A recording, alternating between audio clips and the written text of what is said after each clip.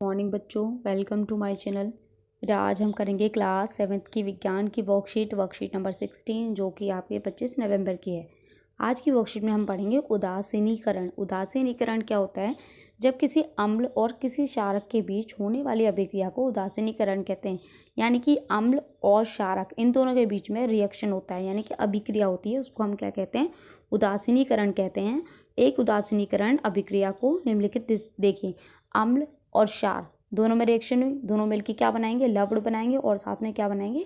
जल बनाएंगे। ठीक है, एग्जाम्पल दिया हुआ है, एक उदासीनीकरण अभिक्रिया के दौरान बनने वाला लवण इस बात पर निर्भर करता है कि कौन सा अम्ल है और कौन सा क्षारक है।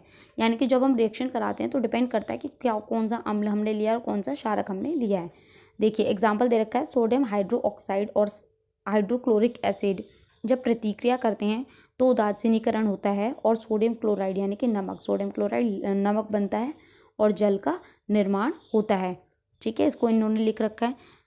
अब निर्मित जो लवण है, जो बना है आपका नमक, ये जो बना है ये अम्लीय भी हो सकता है, क्षारीय भी हो सकता है और उदासीन भी हो सकता है। अब इन्होंने देखिए एक एक्टिविटी दे रखी है। क्या एक्टिविटी है देखते हैं। एक प्रणाली ली है, उसके 1/4 भाग को हाइड्रोक्लोरिक अम्ल से भर दिया है। यह एक रंगहीन यानी कि कलरलेस पानी की तरह होता है ये। इसमें फिर हमने फिनोफ्थलीन सूचक की 2-3 बूंदें डाल दी हैं। प्रणाली को धीरे धीरे हिलाना है। जो फिनोफ्थलीन है वो भी बेटा रंगहीन होता है, सूचक एक रंगहीन होता है यानी कि कलर नहीं होता है। अम्ल में मिलाने पर इसके रंग में कोई परिवर्तन नहीं होगा, यानी कि पानी जैसे दिखेगा। इसके बाद हम क्या करेंगे, सोडियम हाइड्रोक्साइड के विलयन को एक ड्रॉपर में लेंगे, सोडियम हाइड्रोक्साइड लेंगे और एक एक बूंद करके इसमें डालते जाएंगे। सोडियम हाइड्रोक्साइड विलयन को हाइड्रोक्लोरिक अम्ल में 2 बूंद बूंद करके मिलाएंगे। प्रणाली में सोडियम हाइड्रोक्साइड विलयन को बूंद बूंद करके तब तक डालिए जब तक हल्का रंग गुलाबी रंग ना आ जाए और जब अधिक सोडियम हाइड्रोक्साइड विलयन मिलना बंद कर दें, यानी कि जब तक पिंक कलर नहीं आ जाएगा तब तक हमें एक एक ड्रॉप करके डालते रहना है। ठीक है, इस स्थिति में प्रणाली में लिया गया हाइड्रोक्लोरिक अम्ल, इसके अंदर हमने हाइड्रोक्लोरिक अम्ल लिया था यानी कि HCl लिया था। ठीक है, पूर्ण रूप से सोडियम हाइड्रोक्साइड क्षारक द्वारा उदासीन किया जा चुका है, यानी कि उदासीन कर दिया है तभी उसका कलर चेंज हो गया है। यह स्पष्ट है कि जब विलयन क्षारीय होता है तो फिनोफ्थलीन गुलाबी रंग देता है और जब अम्लीय होता है तो ये रंगहीन हो जाता है। यदि हम उदासीनीकरण अभिक्रिया के तत्काल बाद प्रणाली को स्पर्श करते हैं तो हमें वो गर्म लगती है, हल्की सी गर्म लगेगी जब आप पकड़ोगे उसको। क्यों? क्योंकि उदासीनीकरण अभिक्रिया में ऊष्मा निकलती है, यह ऊष्मा प्रणाली का तापमान बढ़ा देती है। चलिए अब हम क्वेश्चन आंसर करते हैं। उस अभिक्रिया को क्या कहते हैं जिसमें एक अम्ल किसी क्षारक के साथ अभिक्रिया कर लवण और जल बनाता है? उदासीनीकरण कहते हैं। ठीक है, तो फर्स्ट का आंसर आएगा उदासीनीकरण